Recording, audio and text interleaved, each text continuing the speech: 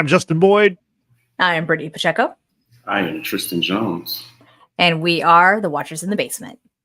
Welcome to the Watchers in the Basement. We are here today to discuss the 6th episode of the HBO series, The Penguin, episode titled Gold Summit. Now, at 53 minutes, this is the shortest episode thus far, but this episode packed a lot of episode in those 53 minutes. So let's get right to it. Tristan, overall thoughts on episode 6? This was like the last 10 minutes were like super stressful, kind of on edge.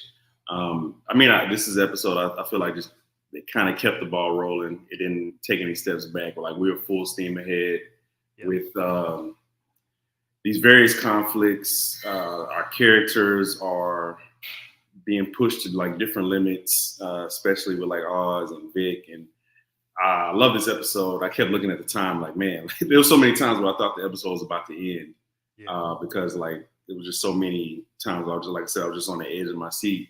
I was kind of waiting to see what happens next, but absolutely love this episode.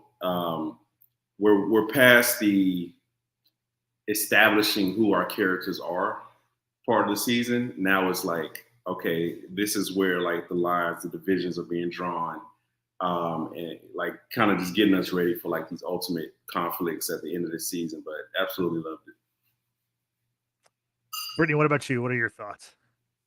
Yeah, I mean, not to repeat everything that Tristan just said, but this was an episode that really continued to carry the story and to continue what's happening with these characters. You know, we've had a lot of characters from the beginning of this series, and then now they've all slowly died off. So I think the fact that we're kind of focusing on the core group of characters, right, and seeing what their next moves are, I should say. And then you get some kind of surprises, especially out of Vic. I didn't know he had it in him, if he had it in him to do what he did. We'll talk about that, of course. But I, like Tristan, was very stressed towards the end of this episode. And then to see the trailer for the upcoming episode, I'm still stressed. I'm very much like concerned, mainly for one character in this series. I was a little taken aback by the quote unquote revelation for Oz's little lady friend and the decision that she made when, you know, does she give up the information on Oz or not to Sofia Gigante? So that was all very interesting. I do have questions specifically about that scene, but we'll cross that bridge when we get there. But overall, this was a great episode. It wasn't necessarily as action-packed as previous episodes, but again, the storytelling, just moving that plot line even further is becoming really interesting, because just when you think that, you know, okay, this is the breaking point for Oz, this is like he can't get himself out of this, he finds a way. Definitely. Yeah, and this episode, talk about moving the story along. We get our first time jump with this episode. It's not clear how much of a time jump. I think maybe it's like 10 days or 2 weeks, but in this story, which is, you know, the Batman happened around Halloween time, and then this show started a week after the Batman. So, you know, we're probably maybe 2 or 3 weeks after the Batman, maybe a month after the Batman. But now we're getting to the winter months. It's cold in Gotham. There's a power outage in Crown Point specifically, but probably other parts of the city also. So it's a tough place to be. I do like the idea of Gotham in the snow. You kind of get that Batman Returns kind of feeling. So I'm interested to see how that continues into the Batman Part 2, which is supposed to be a winter film. But starting off with this episode, like I said, it jumps ahead 10 days, 2 weeks or so. And you've seen like Oz has taken from the 2 buckets of bliss. He has this thriving empire underground in the trolley system. He's got it going. And you really see, and Tristan, I want to get your thoughts on this. You really see how earlier in the season, Oz, he's referenced this guy, Rex Calabrese, who was a guy from his neighborhood, who was this like gangster who was like a hero to him. And you can really see like Oz wants to be this guy desperately. He wants to be the guy in the neighborhood that takes care of people. And he's doing that in Crown Point by basically putting these people to work and paying them and, you know, kind of buying their loyalty and buying their love. Yeah, so I thought that was a really interesting choice. We talked about it after the first episode when he referenced, the old gangster from his neighborhood. I thought that was interesting because it again there has been more of an attempt in this iteration of the Penguin to like humanize him in a way, right? While also demonstrating like he's always like on this razor thin line between like psychopathy, like so we see on one end, yeah, like he's trying to be like this benefactor of the neighborhood, like paying these guys, making sure that they're taken care of. Um, Honestly, like a very clear like parallel to Sofia. How does she get the loyalty of her men? After she essentially sheds the family name and becomes Sofia Gigante, is she here's a table full of cash, like dig in. Oz, like again, these are two unlikely leaders of their empires, organizations, and like one way that you can kind of skip steps to becoming like that. I don't say beloved figure, but at least like somebody that people can be loyal to in this game that they're playing is through money. Now it's I guess interesting to see how viable that is and how long that can last without like some tangible connection. Right. But this is a great starting point. Like, hey, I'm going to make sure you guys stay paid in ways that, either the Falcons, did not do that or anybody else really.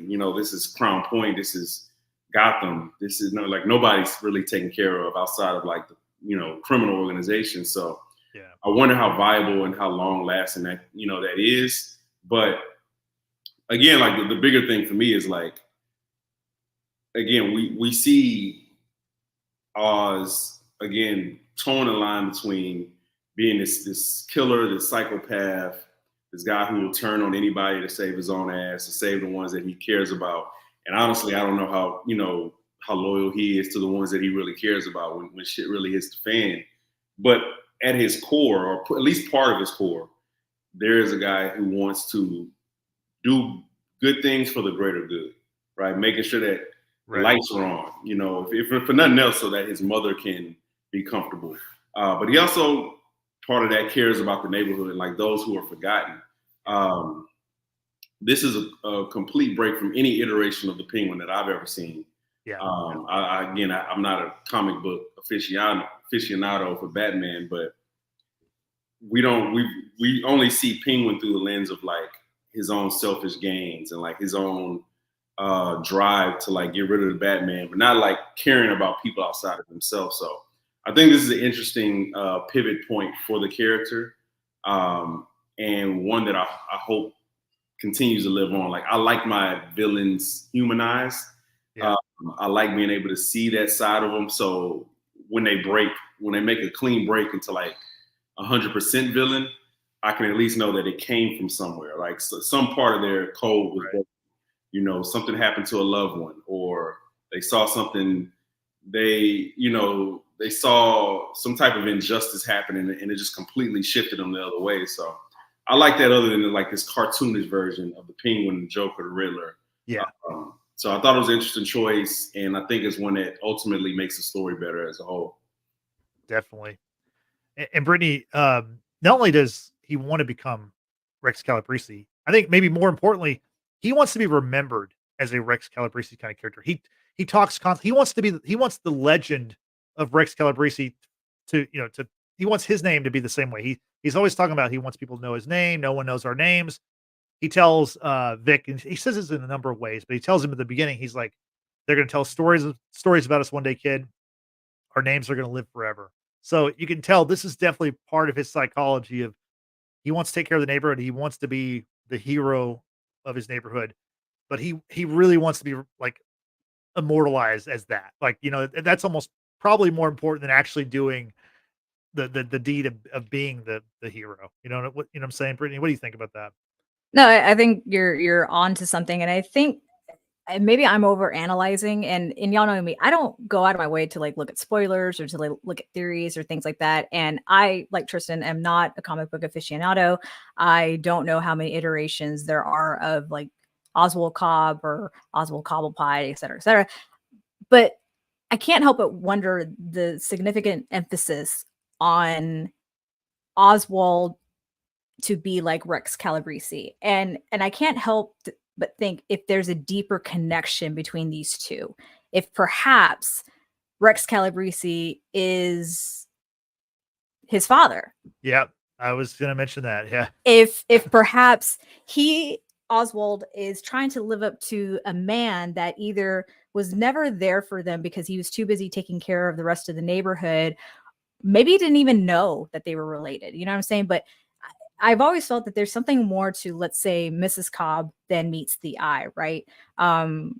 She had a line in this episode where she kind of, she gets confused, if you will. We know she's suffering from some sort of dementia, Alzheimer's, what have you, and complaining about how cold it is. And she looks at Oz and forgets it's him and says, if you won't do something about it, I'm going to go to Rex, meaning Rex Calabrese, because he took care of the neighborhood. But then again, could it be something deeper than that? Could he be the boy's father? Because even then, Sofia, when she and Maroney were scoping out or going through Oswald's apartment, Maroney sees this picture of the boys, when they were young.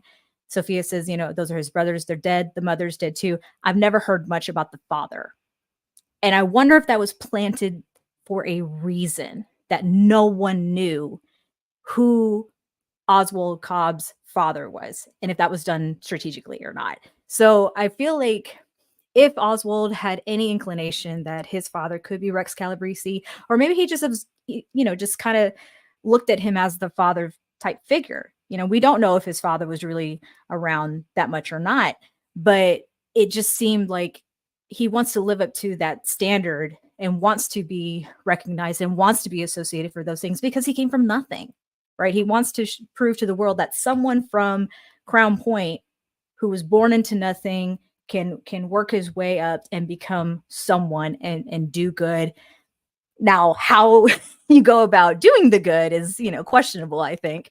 But I think that sense of legacy either runs much deeper than what we've been given or not. Like I said, it's just kind of like my train of thought. I have no reason to like think that any of this is actually true. Really, it's just I wouldn't be entirely surprised if that's the direction we go, because of the events that transpired in the last couple of minutes of this episode. Knowing who Mrs. Cobbs is going to be with in the coming episode, and if all will reveal itself in the penultimate.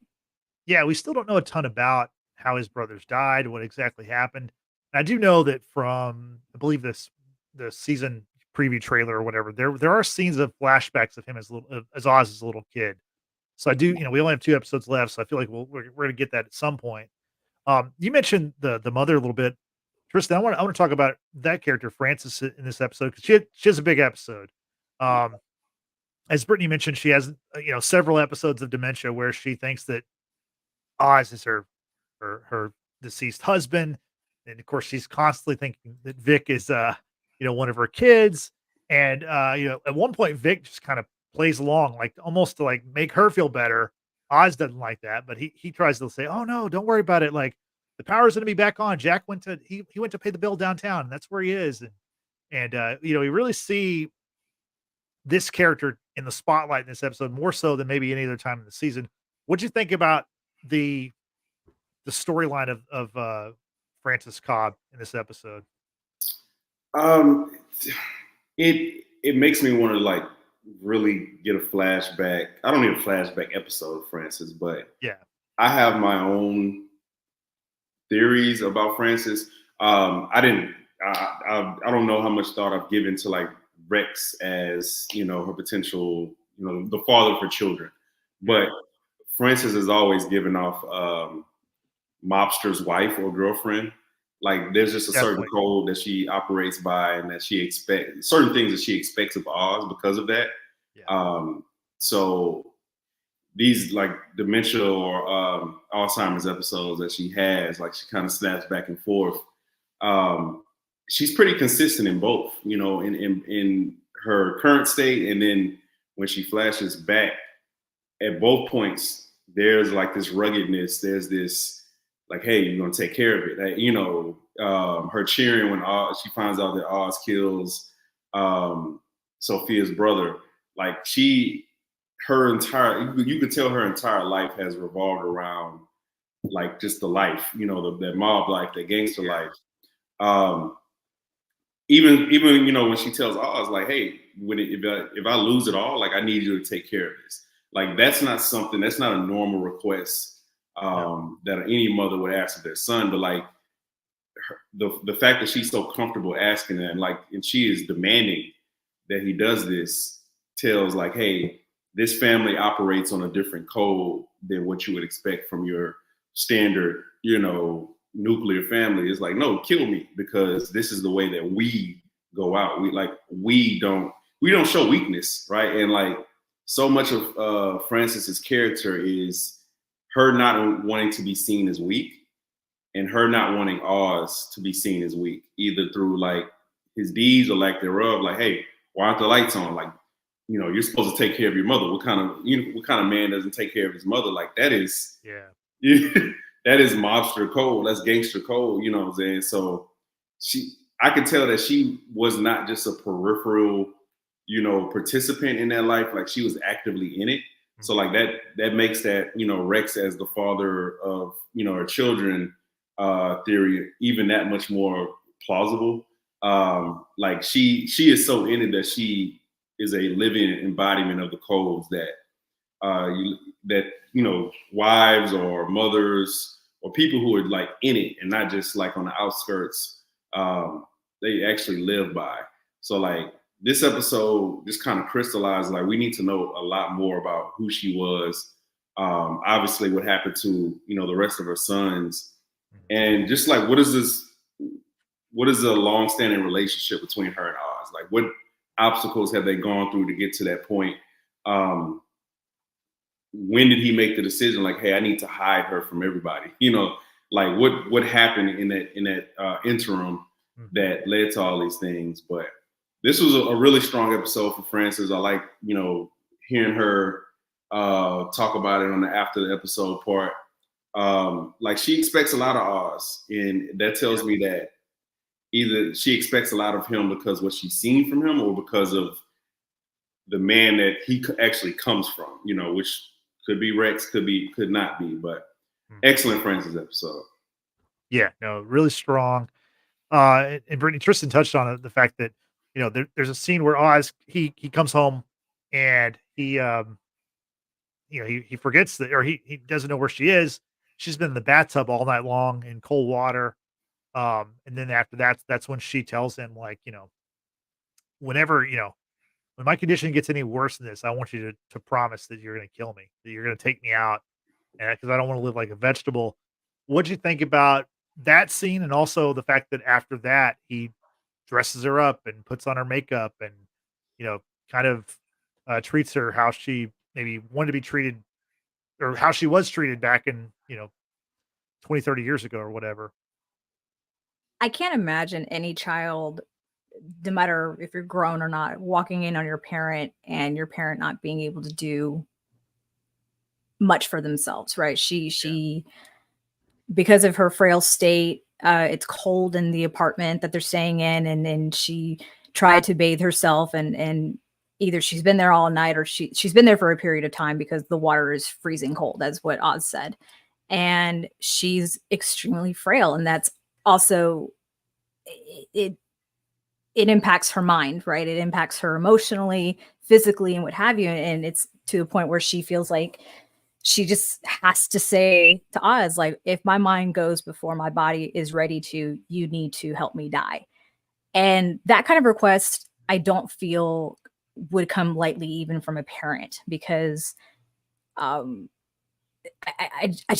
can't see how, regardless of if she lived a certain lifestyle where there was a code and this is how, you know, we operate.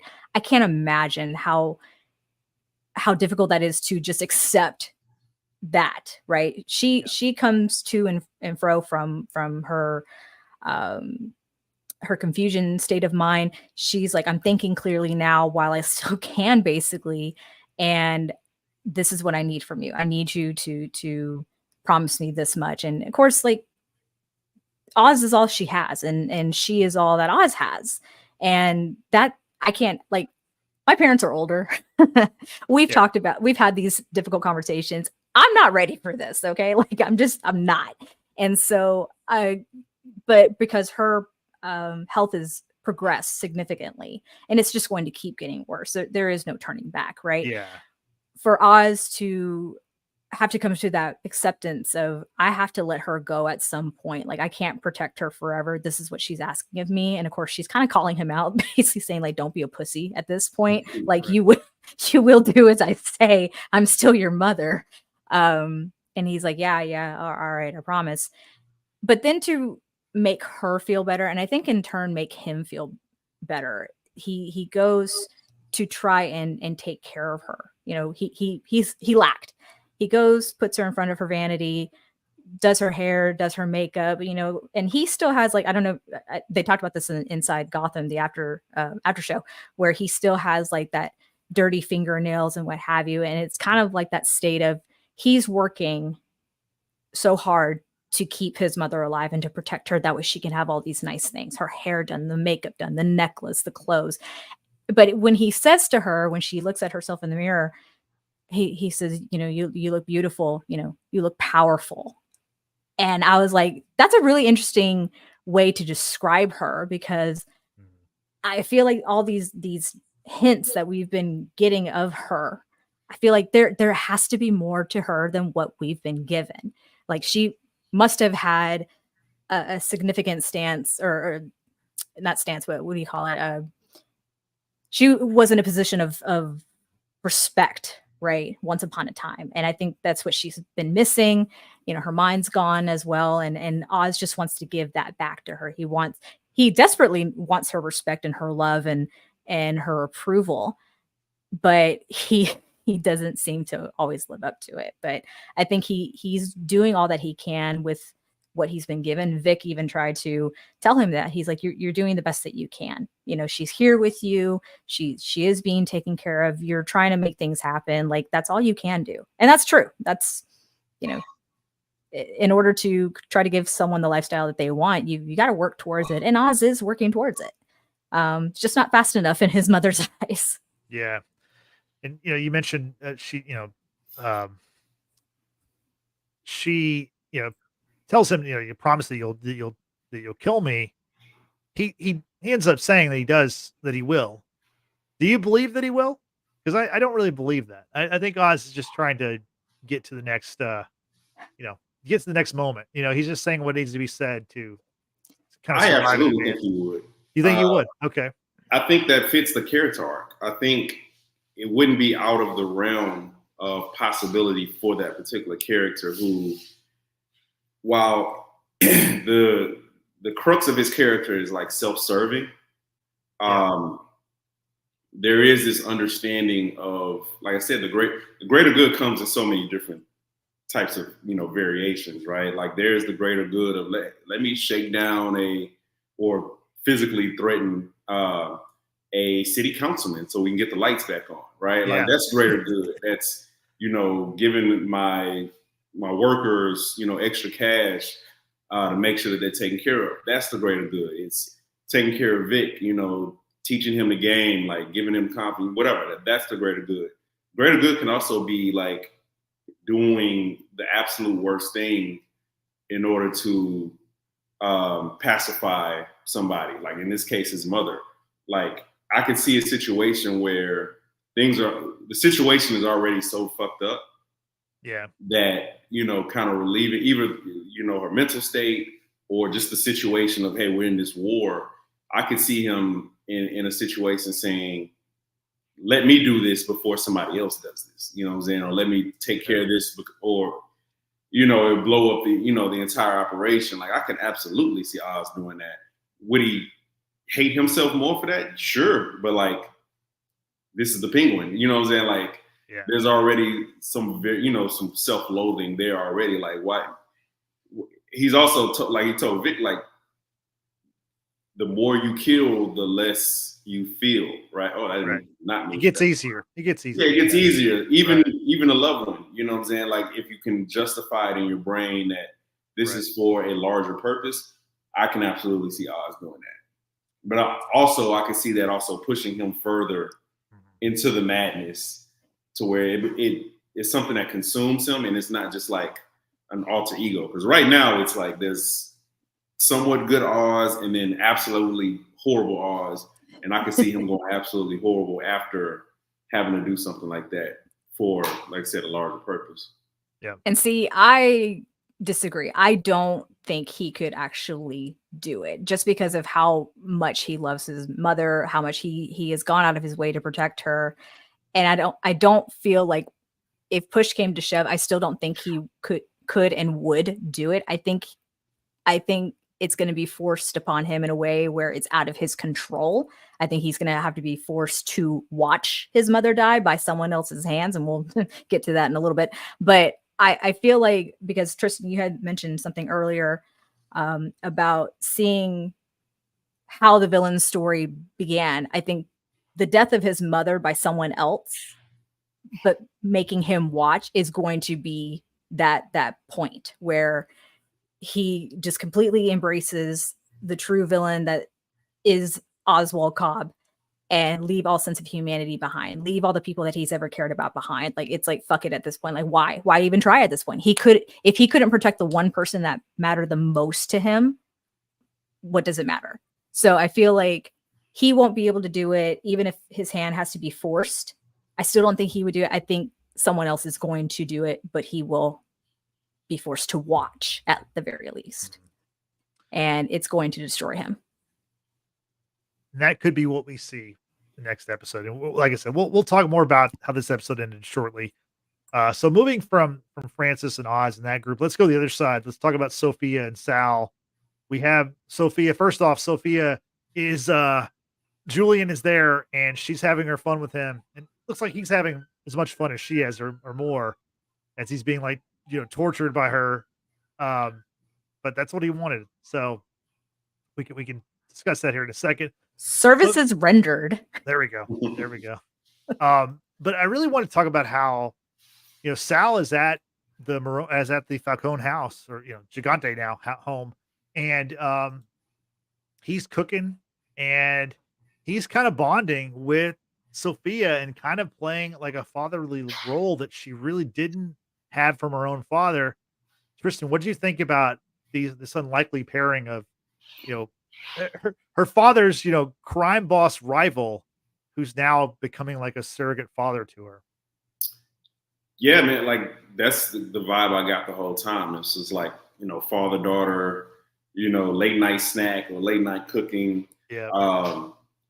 Self-interest is a crazy thing, like having common interests with somebody. Right now, like, they're both driven by rage, right? They both have lost something because of Oz, because of Sofia's father, because of, like, just this lifestyle that, they both kind of pushed to the brink, like this super unlikely pairing. Both of them are at the head of their family, but one,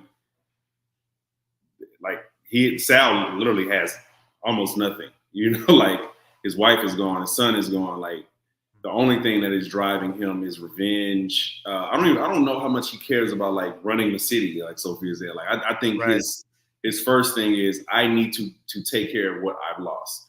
And it was the scene was crazy, because when it began, you see him kind of calm, and I'm just like, hey, guy, like, didn't you, like, lose your your two loved ones? Right.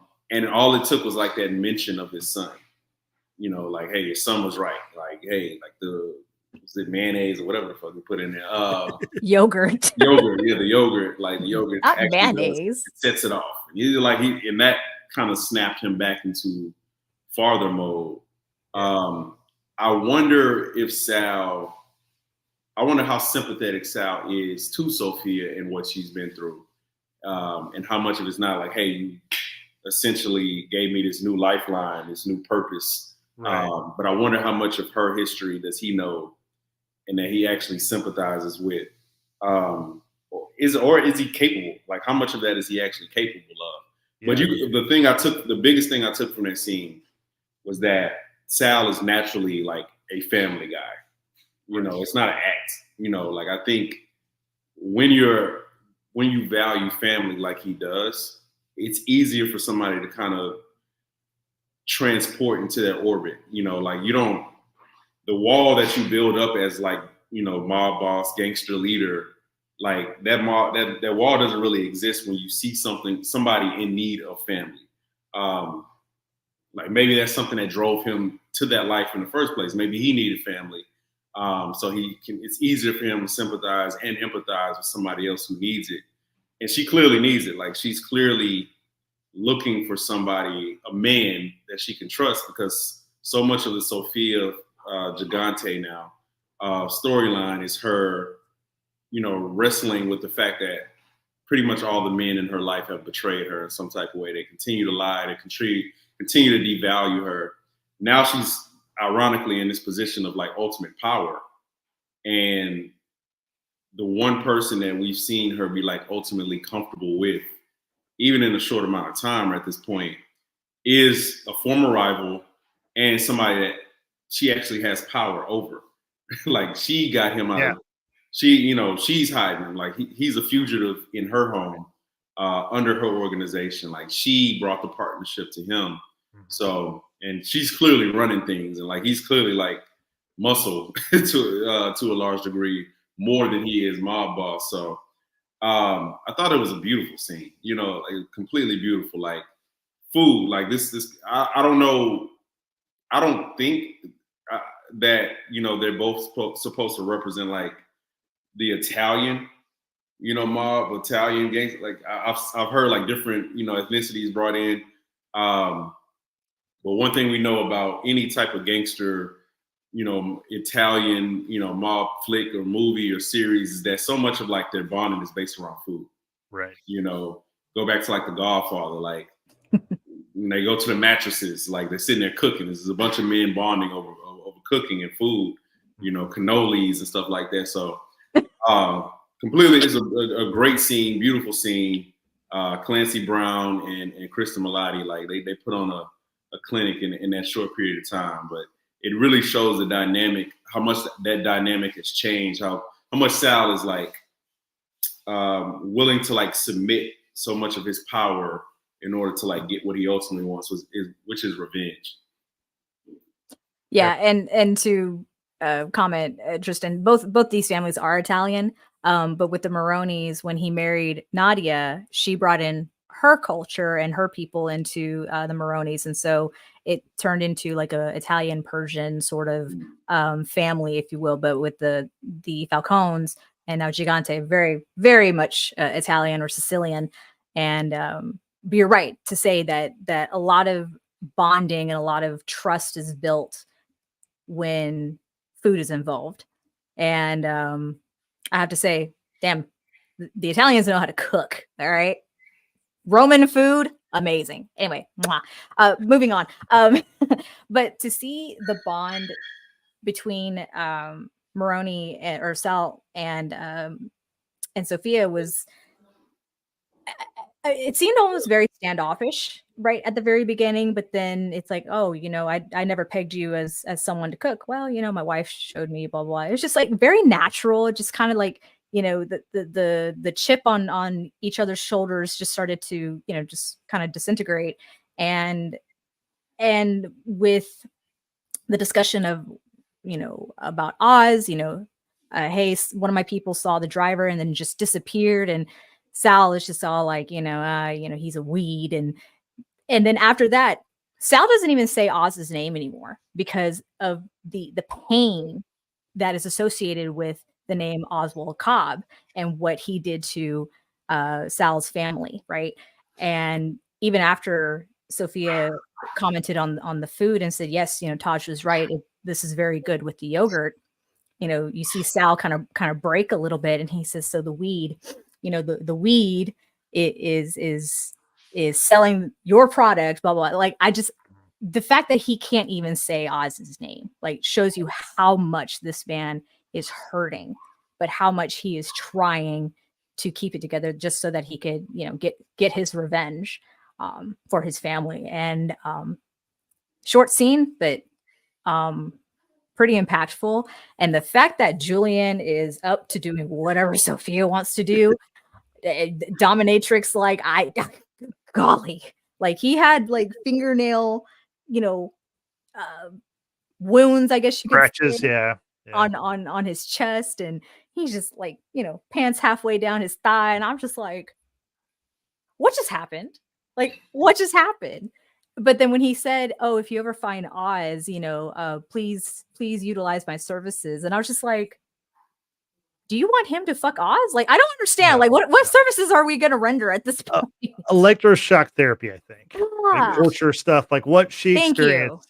I think that the next episode, someone will, whether it be Oz or his mother or maybe Vic, someone's going to be put to that level of pain. So Yeah. Okay. just Well, my thank you guess. for the clarification, because I was like, certainly he's not going to fuck over. Like, No, literally no, fuck no, no. Oz. He is Yeah. in service of her in any Right. way. I mean, it's very clear, but in Mhm. that way, he meant like, the torturous methods she went through at Arkham. He's ready to administer them now. Got it. Yeah. Got it. Well, and Sophia wants to remind all these other gangs out there who seem to be in cahoots with Oz that, you don't mess with the Gigantes and the Maronis at that, right? So they're going to make an example of what it's like to work with Oz and how you can end up if Yeah. you double cross and all that good stuff. And some of the boys from, I guess, the Sullivan gang were unalived. And Publicly. that yeah, seriously. But I love how, in this sense, Sophia was very naive about the triads, right? They had made a deal with Sophia, and she points that out to Sal and says, well, they didn't make a deal with Oz, they made a deal with me. And Oz is like, yeah, I'm sorry, not Oz, Sal is like, Sophia, like, they're gonna do business wherever they can make money, like, and Oz got that from your father. And she's just like, fuck.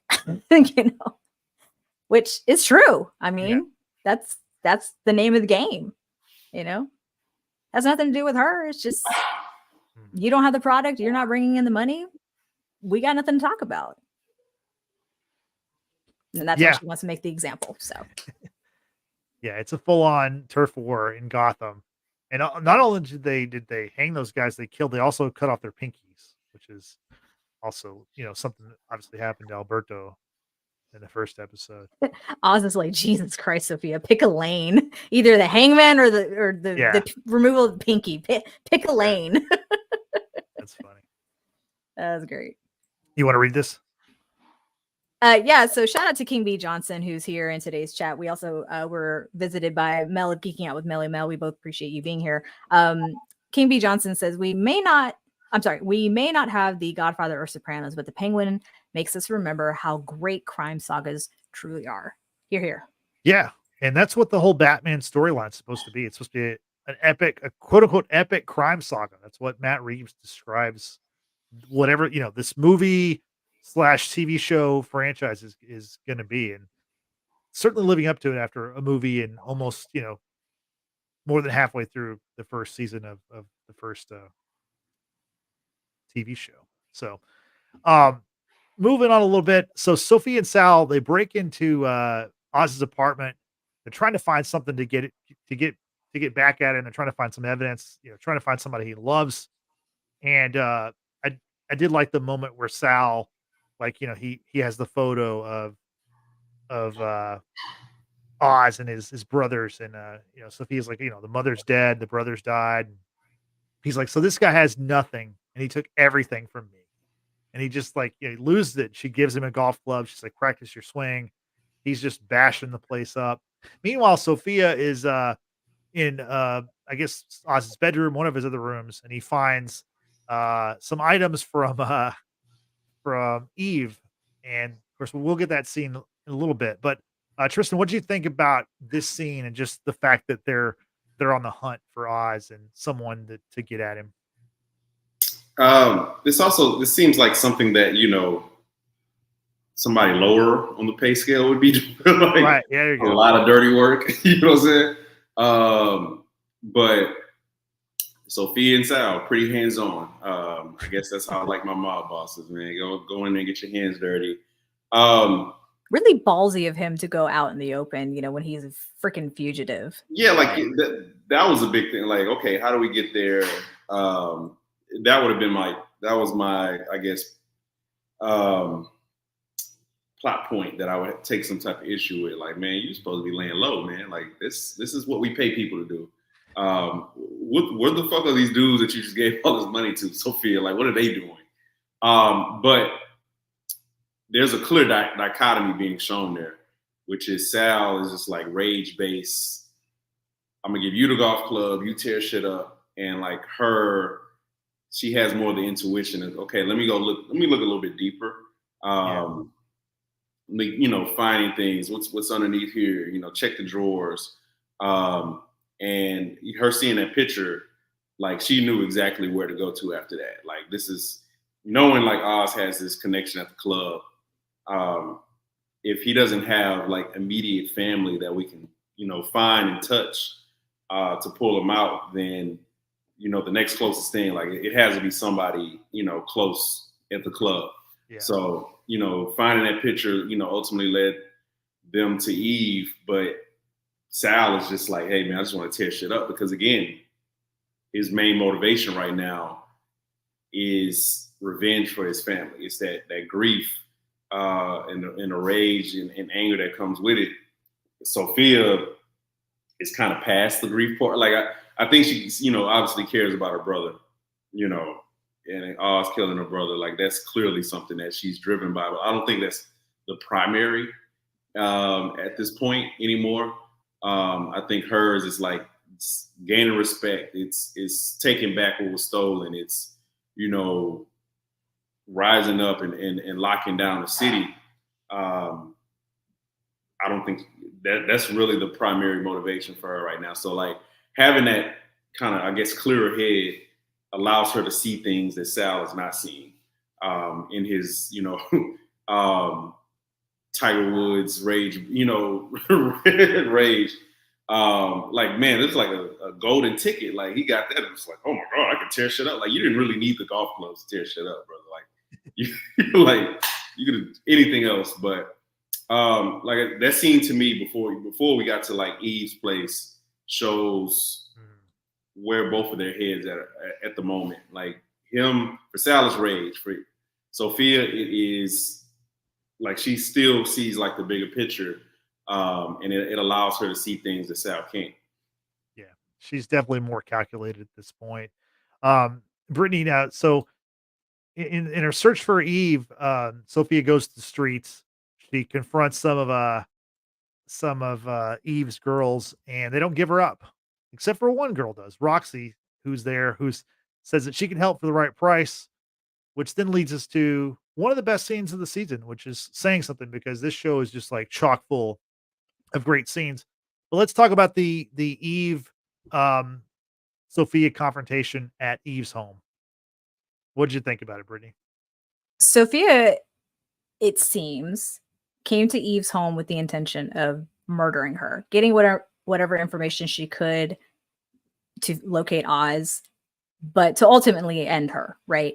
And very surprising to me was Eve's approach, where she presents herself to Sofia as she truly is, not the Eve that we've seen dolled up and in working for Oz and working at the club and that kind of thing. She is her, herself.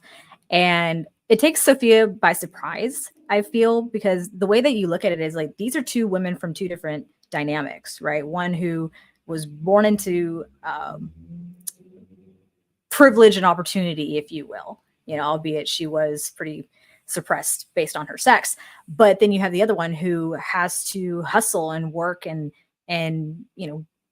get where she is today. But, her life is being threatened because of who she associates with. Right. And so with Sofia, she wants to, as I said, get information from Eve. Because she has discovered that Eve means something to Oz. And Eve doesn't not say she doesn't care about Oz, but at the same time, she's just like, this is kind of like what I do, I guess you could say, right? The clothes, the hair, the persona, and what have you. And Sophia kind of mocks Eve about that. She's like, oh, he's the best I've ever had. Just like, what women in that industry would say to their clients, if you will, right? Like, you've got so much potential and the blah, blah, blah. But for Eve, she has this idea of who Sofia Falcone / Gigante is. In her eyes, Sofia is the hangman, right? And so that's kind of like, I won't say that's like the arrow in Eve's quiver, but like that's like the one thing that she kind of has beef with Sofia, and then the truth starts to come out. And this is where I question Sophia's interpretation of the truth, because I never got a clear answer as to whether or not Oz actually knew that Carmine was the one murdering all these women and covering it up for him, because that's the way that Sofia is telling the story, that Oz helped cover up for her father and gave her up when she went to speak to the reporter. Therefore, he gave her up so that he could get ahead himself. And I'm like, well, did we actually get that confirmation? It was, I mean, again, I feel like that's just Sophia's interpretation. Yeah.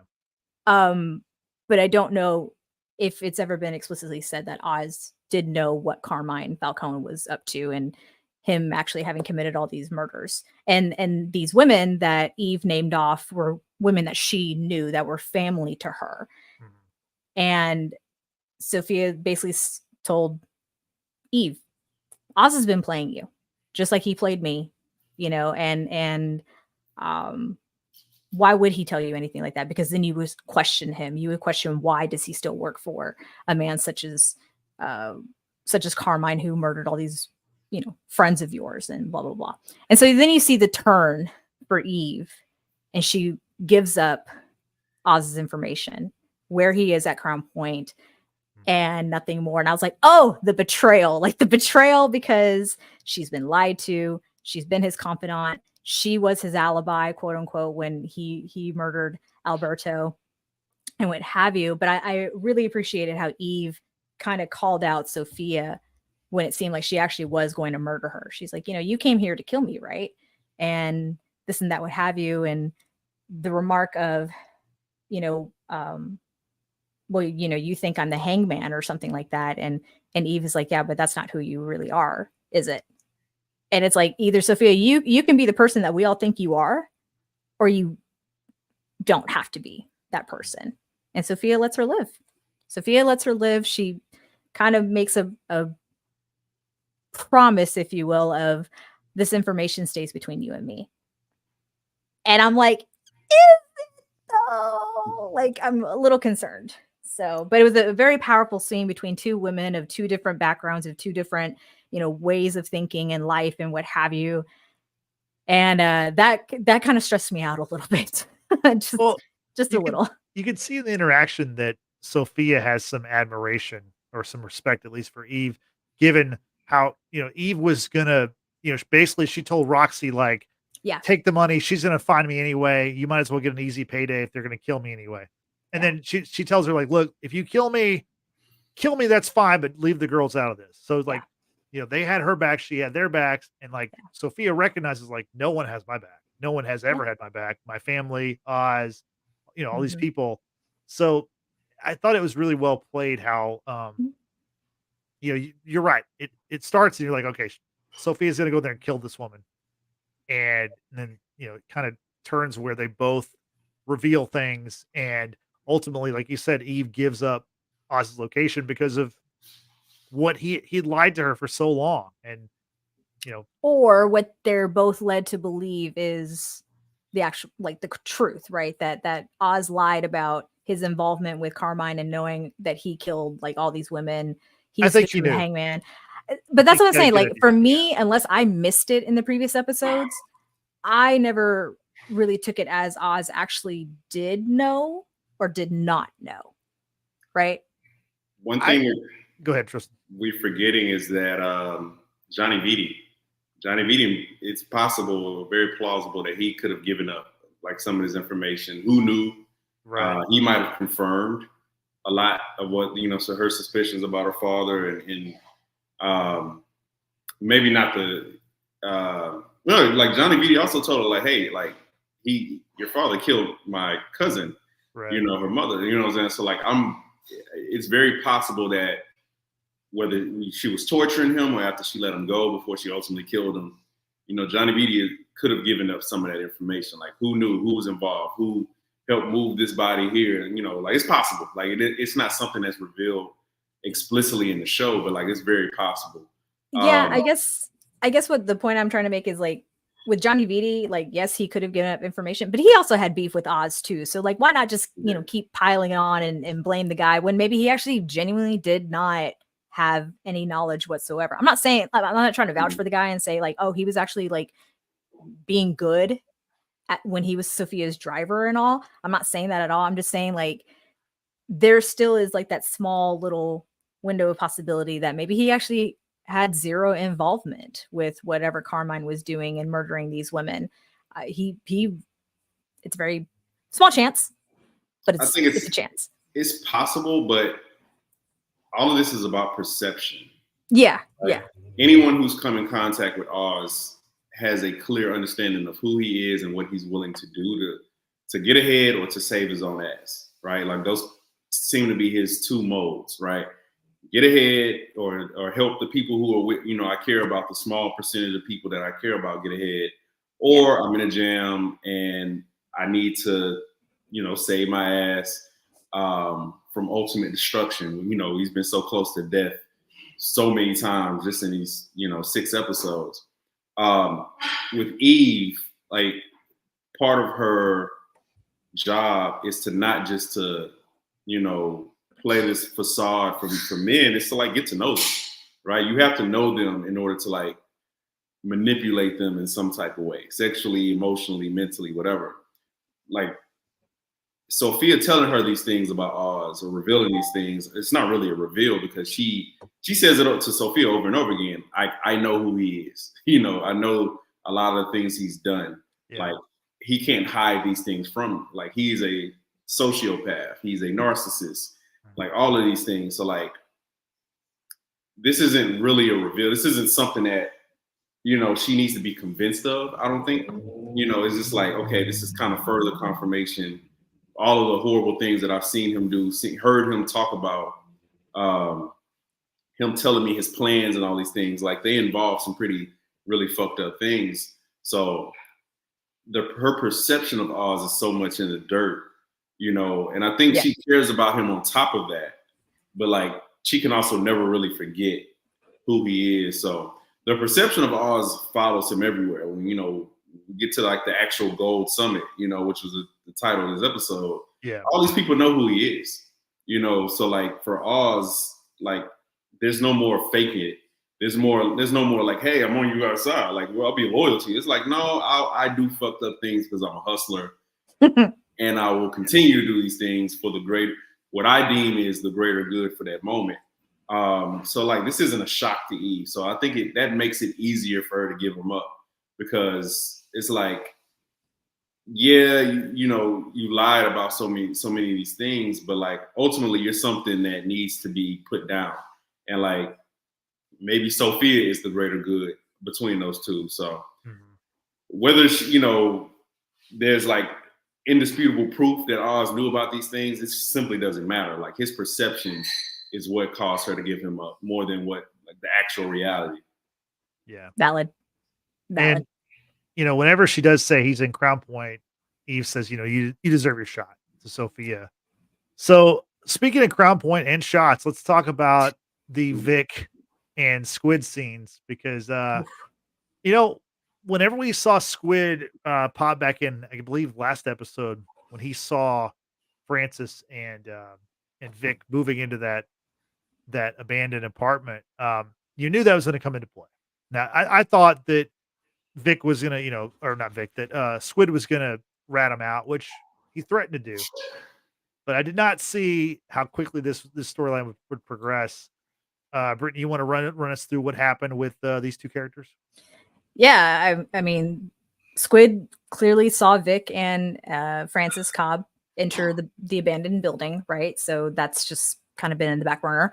But once Vic was walking home late at night with, I guess, the thing of gas, Squid encounters him and says like, "Hey, like, where you been? I thought maybe you bounced or you were dead." I'm like, "Yeah, nice to see you too, fucker." Like, what the fuck? Like, who says shit like that? Squid does. But yeah, Vic is trying to, kind of keep it cool and what have you. But Squid is very, being very forceful and saying, "Hey, like, I want in, I want the money. Like, the drops have dried up. Like, I want to know what it is that you and everyone else are doing. Like, take me to your boss." And Vic's kind of like, he's still kind of that scared little guy, who was running with him when they were trying to boost Cobb's, just kidding, Oz's rims. And he's like, "Yeah, okay, like, I'll talk to them, what have you." And Squid's like, "Welcome back to the neighborhood, baby." It's like, shut up, you ain't shit. So later on, when I can't remember, it was at that point. Yeah, it was at that point where Squid made the remark about having seen him and the old lady, meaning Francis. He's like, "Do I need to go talk to her?" But he makes the gun gesture to his forehead, kind of like, "Do I need to go look for her?" Or like, does that mean he's going to go and threaten her? Right. So Vic's got that on his mind. He does go to approach Oz, but this was on the heels of Oz having a very emotional day with his mother. He's trying to fix the generator to try to warm the apartment. And Vic's like, "Hey, listen, we might have a problem. There's this guy, he wants in, blah, blah, blah." But he doesn't make mention of how it seemed Squid was threatening to look for Francis, which if he said that, I feel like Oz would have like quickly reacted, snapped, and been like, "Oh no, hell no. Like, where's this guy? Where can I find him? I'm going to do him myself." But Oz is kind of like, in a way, giving Vic that opportunity to handle his business, right? Vic carries the gun now. Like, he's, getting money. He's, riding around on a motorcycle, what have you. Yeah. And so when he meets up with Squid later, he comes up with the story of like, "Hey, listen, I talked to my boss. Like, we're not looking for anyone new right now. But what I can do is give you this." And so he gives him like a wad of cash, right? He's like, "I got you. Like, I can get you more next week." And then Squid does like the most asshole thing I think I've ever, seen done. Whereas he's like, "Oh, you can give me more next week." And Vic's like, yeah, I got you. And he starts like, I can't think what this gesture is with the money, but just kind of like just tossing it aside, saying, "Oh yeah, I'm running out. Like, it's going fast. I can't believe how fast." And then he gets pissed. He gets pissed at Vic, saying, "What, you think you're, big shot now? You think you can roll with the big boys, basically, and what have you? Like, I want in." He starts threatening about what he's aware of, who else is, looking for Oz and all these other people, and saying maybe I should go to them, go work for them and make even more money. Like, would you like that kind of thing? And so Vic's like, "All right, like, no, I don't want that. Like, all right, let's go talk to the people, what have you." And I was like, oh my God, is Squid going to do something to Vic while Vic's back is turned? You know what I'm saying? Like, I was fearful for Vic. I didn't see Vic turning around, pulling out the gun and shooting at Squid's neck. I was like, oh my God, Vic, what has happened to you, sir? I also wasn't sure that Squid was going to die or not, because it felt like one of those, like, is it a flesh wound, even though it's the neck? But no, dude was bleeding out, entirely. And Vic's all like, "Oh, like, I'm sorry. Like, why did you make me do that, you fuck?" And I was just like, yes, let's rationalize this at this very moment. It's very, very emotional moment. But yeah, Vic kills Squid and just runs off, leaves him there, because it seems like there was helicopters or something coming around, and did not see that coming, not one bit. I did. Oh, okay. I thought once Vic opted not to like give Oz all the details, I figured like they show him at the beginning, once he gets off the motorcycle and he makes the drops, like he puts the gun in his waistband. Like, this is he obviously hadn't shot anybody by that point, but he also is at the point where he understands that this is something that may happen, or at least he needs to be prepared for it. But he tries to give Squid out. And he also realizes this is something he needs to handle himself. So like he tries to give Squid the out. Squid obviously takes the asshole route. And I think Vic also has the foresight to know that Squid, if a minor problem, would be a problem. And their operation is not so airtight that it can survive minor problems. And this is just one of those tests where it's like, okay, am I in this or am I not? If I'm in this, then like Squid is a problem that has to be taken care of. And it's really, he tried really the most passive way to take care of Squid. And which I thought was foolish because that only would have led to more issues. Like Squid had to go, in some type of way. Either Squid needed to disappear to some other place or Squid needed to disappear, right? So as he's walking, he's like, man, like you could see him kind of make the mental calculation. Like not only do I have to take care of this problem, but the only way I can take care of this problem to where it doesn't at least lead to more immediate problems for the business, for Oz, is to like kill him. So yeah, like you can see him walking is like, he's kind of playing out like this has to happen. So, and naturally, like he didn't hit him anywhere he needed to hit him. Like I don't know if he was aiming for the chest or was he just shooting.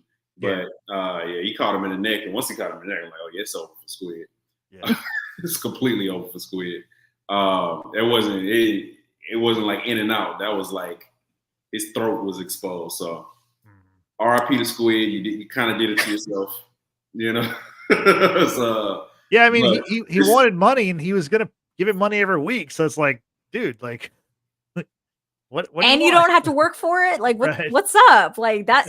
If someone wants to give me money and I don't have to work for anything, I accept. Thank you. Yeah. But Vic, my dude, you need some target practice. Just saying. Practice your swing. He hit the target. I mean, he did, but it could have gone sideways too. Like just a couple inches further to the left, and Squid could have come after him. Just saying. Yeah. I do want to mention with Vic, so Squid notices that one thing that tips him off about Vic is like, he's like, hey, you got all these nice clothes. You're a sneakerhead now. And because we see Vic wearing some Air Jordan 1s, some Air Jordan 7s also. Sevens. Yeah. So right. Vic wore 1s last episode and then the beginning of this episode. This one, he's got 7s. And I just want to point out, this continues the legacy of Batman-related shows and movies with Air Jordans, because Batman Returns back in '92, Michael Keaton wore the Jordan 6s, some like custom-made black on black Jordan 6s under his he had like kick pads. So instead of he had kind of like a fake boot cover, but he wore Jordan 6s because they're more comfortable than boots. So, and Michael Keaton still has those Jordans to this day. He was on Cam Hayward's podcast, who's an NFL player who's probably playing right now with the Steelers. And he talked about that just a few months ago. So just want to drop that in, a cool nugget that Air Jordans exist in the Batman universe, in multiple versions of the Batman universe. So anyway, cool stuff. And here on the will never be Michael Jordan. There you go. Yeah. And here on the Watchers in the Basement, we have sneakerheads. Somewhat. Yeah. I mean, somewhat. You, sir, with all your Jordans. Come on. Yeah, but I'm not I haven't bought any new ones in years. It's been a long time, but I appreciate the shoes quite a bit. So yeah. Also, were they actual B grade or not? That I'm not sure, because I'm not a sneakerhead in that regard. Okay. We know other people who know more about this stuff than I do. This is true. Yeah. This is very true. Anyway, I just want to mention that very quickly. Back to the episode. Let's get to and Tristan, you kind of teed it up a little bit ago. Let's talk about Oz's speech, the Gold Summit, where he meets up with all these different gang leaders and he's trying to get them to, join him, come together and go against the Gigantes and the Maronis. And, basically they're these no-name, gangs that are going to go head to head against this elite group. And and once again, he plays to it. He loves to talk about, like, they don't even know your name. Like, they don't even know your name. They don't care. Like, I know your name. I know who you are. I know where you're from. Like, and he convinces them, like, look, there's these guys in City Hall and they hate each other. He's like, but they work together because they know without each other, they have nothing. And they run the city. He's like, it's time we run the city.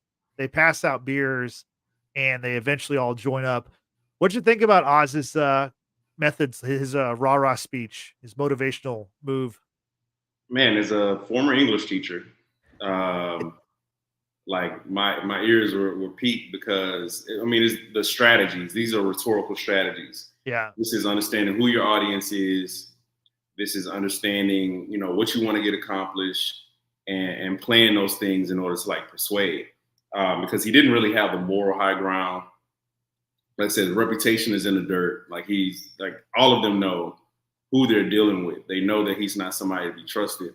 So like he couldn't play the angle of, hey, trust me, we get this money together, we can run the city together. Yada. Like they know when push comes to shove, he's going to take care of his own interests and he will fuck over anybody if need be, when necessary.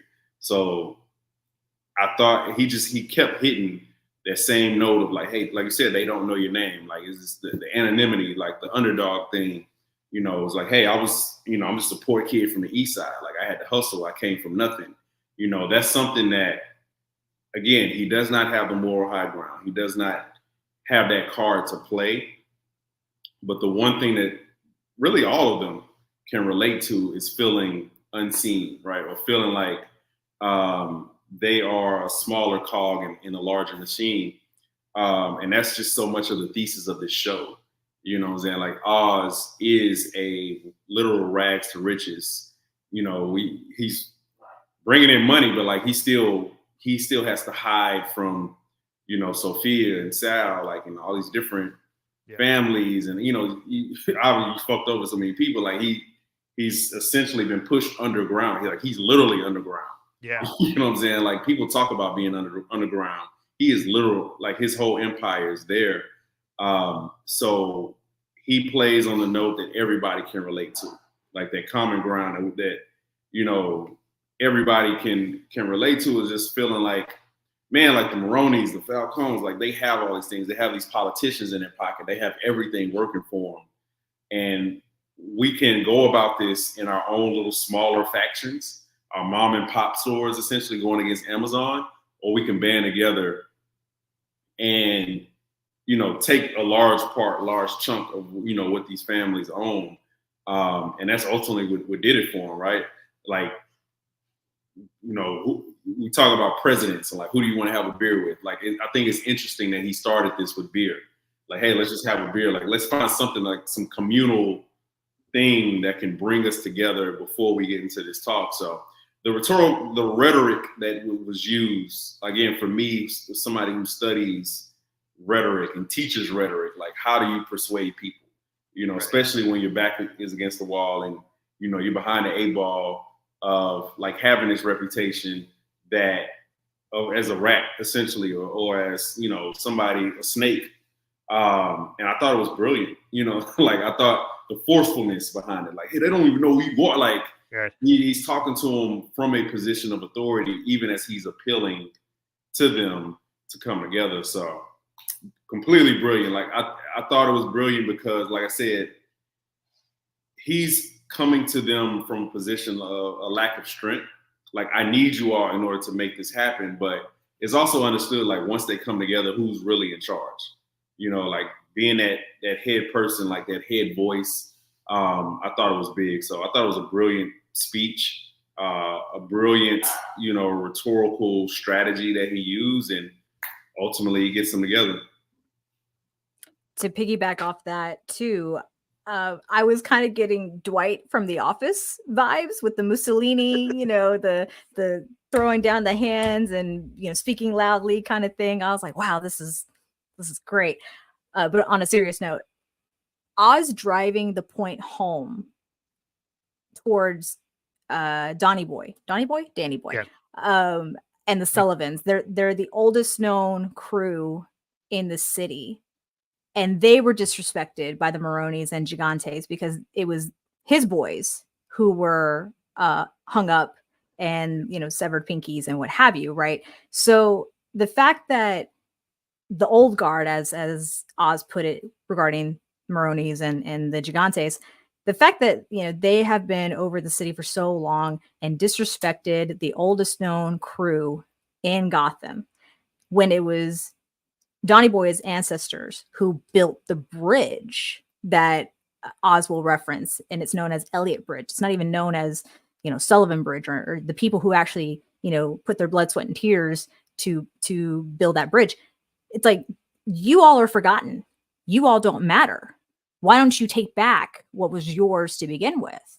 And again, Tristan saying with the, you know, they don't even know your name. They don't respect you. They don't, you know who you are. You know, I do. You know, you all have, yes, you have beef among one another, but like even the politicians in Gotham, they meet together, they sit down, they have dinner with people that they don't like, but they do it because they have to, because that's how things get done. And why should we be any different? Why can't our operation work similar to theirs? And we take care of our own, and we take care of our people, and we take over Gotham City, you know, take back what should have been ours to begin with, basically.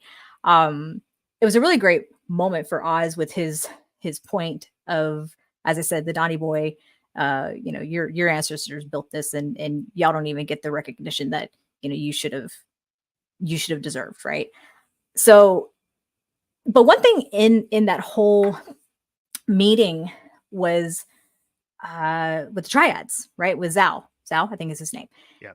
And how he kind of speaks out against Oz, and he goes, you know, don't listen to this guy. He's a hustler. He's, you know, he's nothing. He comes from nothing. But there was a specific remark that he made towards Oz that in my head, I'm like, Oz is going to kill you, because you also refer to him as the Penguin. And Oz doesn't like that. You know, every time he's referred to as Penguin, someone ends up dead. And I feel like for now, okay, we're all going to, you know, kumbaya, we're going to have a beer and we're going to work together. But I think Oz is going to take out that guy. Just saying. Just saying, because the triads were the last to, pop that can of beer and basically show, okay, we're in this together, what have you. Solidarity, yay. I'm like, Oz is going to take you out one way or another. Like, it's that I'm calling it here and now, because the camera flipped back to Oz and he kind of, slicks back his hair. And that's kind of like a tell of his when he's either pissed or he's like really stressed out about something. And I'm like, that guy's going to die. Yeah, no one trusts Oz, but no, of course not. We'll see how it plays out. Let's go to the ending of this episode, because it was a cliffhanger. It was a great cliffhanger. The power has returned to Crown Point. We see Vic and Francis. They're dancing to her music's playing. The lights are back on. They're having a good old time. And then you hear someone walk in the door. You're like, who is that? God damn it, Vic. Then we see a crowbar, low angle shot of a crowbar in someone's hand.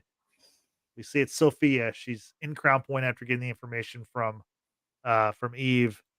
And then we watch as she kind of watches Vic and Francis dance. Tristan, what are you thinking when you're watching this, and what do you think happens next?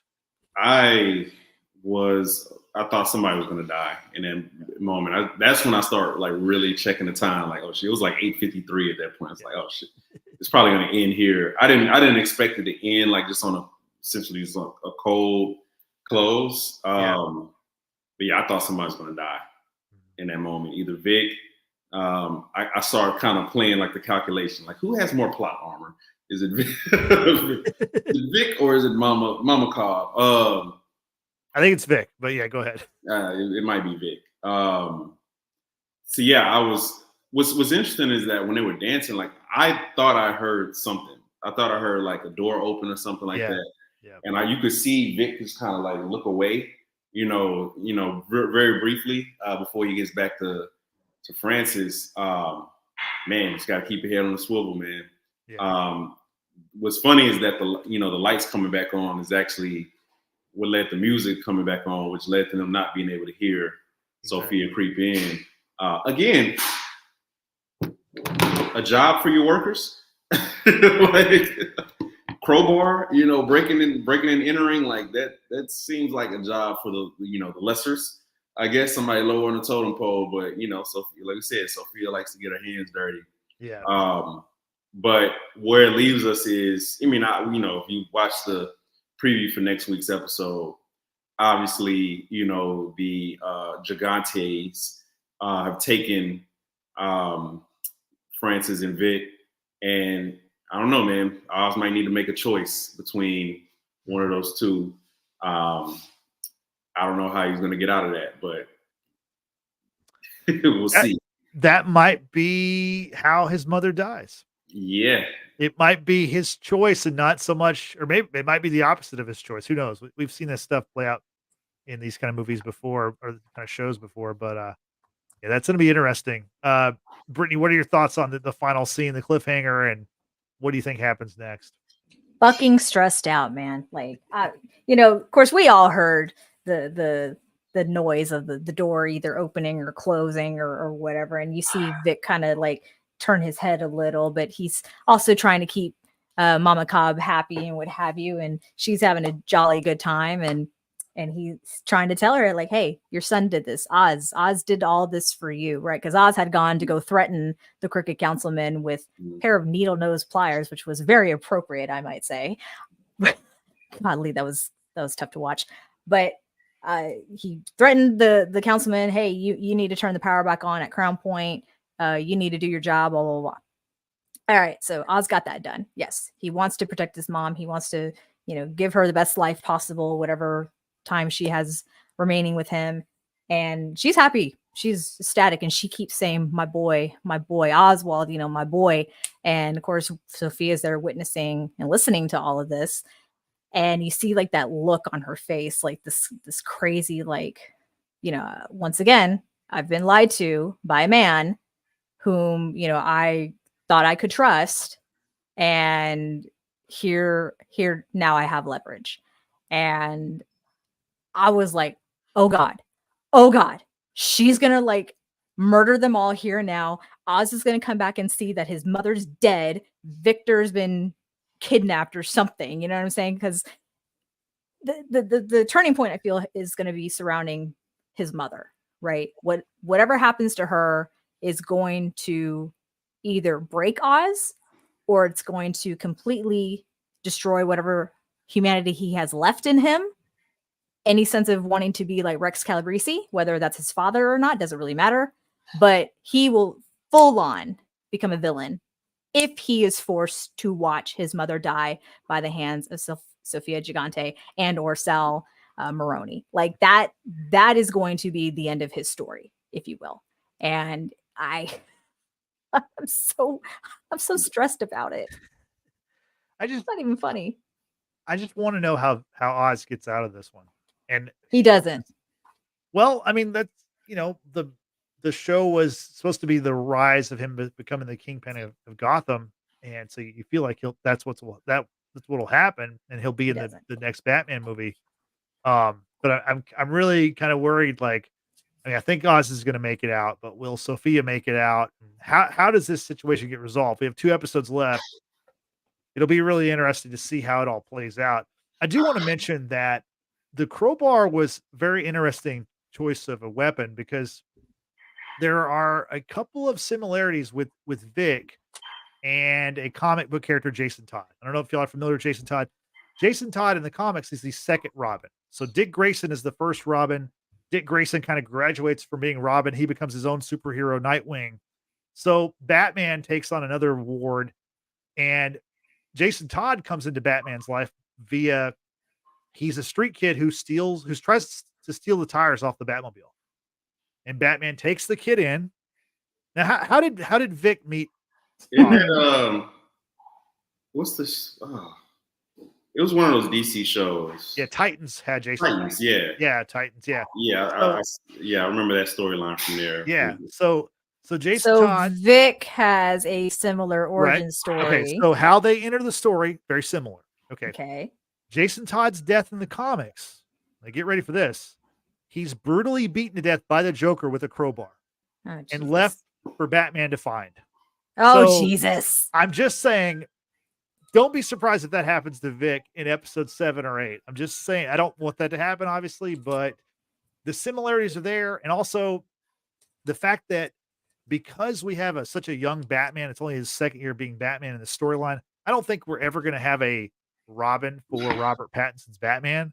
Yeah. So this is kind of an interesting way to give Penguin a Robin type character that we like, who then is tragically killed, which would lead the Penguin also, much like if his mother dies, to him being a full on villain, just an evil villain who just is out for. I don't see the Penguin having a sidekick.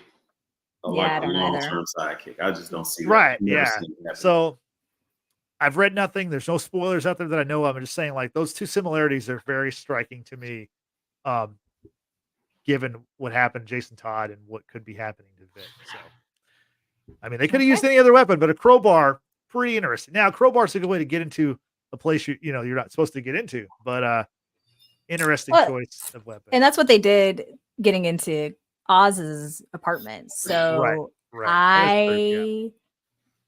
I don't know. Also, that just feels very mob. That feels very gangster. Yeah. Like that's just the weapon of choice. Like if people walking around with like a gun, unless you live here in Texas, but like, I don't know how much a person can get away with by walking around with a gun and, crowbar. It's like, oh, I have a car that I'm, trying to break into. Mind your business. I don't know. So I'll leave you with this. We do on the next week, the look ahead, we do see Oz arriving home. He's looking for Vic, looking for his mother. We don't. So then they show, Carmine's there. He's beating up on Oz. Oz is he's trying to find he's saying, he's not going to give up his information until he knows his mother's alive. I wonder if they kill Vic next week, and that's what Oz finds when he comes back. Now that would be that'd be a bold move because Vic is the third lead on the show. But I'm just saying, prepare yourself for that. So I hate you, Justin. Yeah, I know. Just throwing it out there. Hopefully I'm wrong, but we'll see how it plays out. Tristan, any final thoughts about the episode? Any things you want to touch on that we didn't talk about, or kind of what you're looking forward to going ahead with the final 2 episodes? No, man. I think we touched every part of this episode possible. I think the Francis and Vic are not making it out of both of these episodes. Right. I don't think both of them make it out of episode 7. Again, the Penguin Oz has to become the Penguin. Right. Right. Like it has to stop being something that he's battling and something that he embraces. This whole season, the only reason I started watching this show is because I wanted to see what pushes him to that edge. Like that's literally the only reason that motivated me to start watching the show. And we're here. We're really close to the tipping point of him becoming the thing that he hates. Yeah. And like really diving fully into that. So I cannot wait until Sunday, even though I feel like it's going to be gruesome. Absolutely. And Brittany, on that point, as far as like looking forward to the final 2 episodes, King B. Johnson had a question. Could this be the most anticipated series finale in recent memory? Now, recent memory, that's kind of vague, but I understand what he's saying. Yeah. You know what? This show has been such a big surprise, I think, for most of us. Like I knew it was coming for a while. I was looking forward to it. I look forward to all this superhero stuff, but this show has far exceeded what I thought. And I think the fact that we're doing this weekly, I didn't think this was going to happen with this show because people are not, the DC brand is kind of down and it's got to be built back up. So, but yeah, given the circumstances of how the show's played out, the finale for this show is going to do like close to like Last of Us probably numbers. I'm guessing we'll see, but like this is a very popular show. Brittany, what are your thoughts on that? Speaking as the one non-DC fan here on the podcast, I think I'm pretty consistently not. No, I think I think I'm the only DC fan. Okay. Well, no, I think Frank likes DC to a degree, right? He's got a wealth of knowledge when it comes down to. He has the knowledge. I don't think he loves DC anymore. Okay, yeah, go ahead. Okay, you're like totally disproving my point. Anyway, doesn't matter. I I, for one, had no intention of watching this show. I know Justin did, and we do like to try to cover as many things as possible. But it's like, you know what? I'm going to go into watching the first episode without any sort of expectation, which is what I try to do. And I was blown away by just the first 5 freaking minutes of the episode and how quickly we lost a character, right? I'm just like, this is wild, right? And then just to see the story progress, even as much as we've obviously seen it with the story of Sophia and how she got to Arkham and this and that, what have you. I think I can agree for sure that this is going to be one of those episodes where it is going to be incredibly anticipated, and I hope to God it will not disappoint. You know, if we've learned anything from watching well-produced shows, Game of Thrones, but season 8, that penultimate episodes usually really set the bar very high for the finale. And we have been, let down sometimes. We've actually, like been blown away by the finale. It really, for me, what I'm most looking forward to is whether or not the finale is going to leave it as a cliffhanger for a possible second season, or if it's going to, just leave it open for whatever's going to happen in the Batman. And if the Batman, because I probably will have to go watch it, if the Batman's going to leave it open for what could be a second season for the Penguin. You see what I'm saying? They're kind of taking that same approach as what The Boys was doing, and then Gen V, and then Gen V, tosses it back to The Boys and vice versa. So that's kind of what I'm anticipating at this point. I'm still going to go into this whole thing and just I'm not going to try to predict what's going to happen outside of, I'm pretty sure we're going to lose Francis Cobb. I just don't know how and by whom, but it's concerning. And I'm pretty sure we will see the villain story of Oz at that point, true villainry at that point. So Tristan, I'm gonna give you the final word on this. Question for you: through 6 episodes, is this the best TV show this year, The Penguin?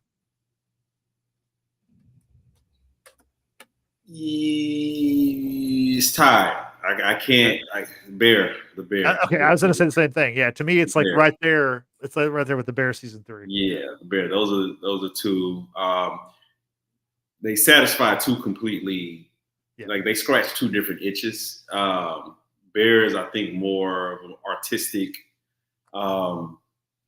type of prestige TV. This is more, like I said, the epic crime drama. With again some artistic elements of it, but definitely, yeah. Love them both. Like the anticipation each week, Bear is different, but the anticipation for this show is pretty high. Like again, this is a show that's based on anti-heroes. You know what I'm saying? And villains. There's no good in here. Like there's nobody here you can point to and say, hey, this person's good. I should. Even the cops. The cops are villains, basically. Everyone. Francis Cobb is. Yeah. Is not necessarily like a hero or whatever. So yeah, she's my hero. I don't know what she's talking about. She's my hero. This is absolutely in contention for the best show of 2024. Yeah. They've hit every note. Episodes have gotten better, like the plot line, like the writing, the performances, cinematography, everything. Like it made me go watch the Batman. It made me go watch the DC movie. And again, I've never given 2 shits. It's been a long time since I've given 2 shits about the DC universe. So kudos. These last 2 episodes, I think, will feed families at a high rate. So I can't wait. Yeah, we're all looking forward to it. Can't wait to talk about it. So that about does it for this week's episode. Brittany, everyone knows now what we think about this episode. We want to know what they think. What's the best way to let us know? Hey, as always, we always encourage everyone to subscribe to our YouTube channel. That's right. If you're watching live, we appreciate you taking the time out of your day to watch us. And also, if you're watching the replay, once again, we appreciate you taking the time out of your day to listen to our review on the latest episode of The Penguin. So subscribe. Hit that notification bell. That way, the next time we go live for any of our live streams, which, by the way, will be tomorrow. If you like football, if you like that kind of thing, join the guys. They're going to be talking about football tomorrow. So subscribe, hit the like button. I forgot to mention about that.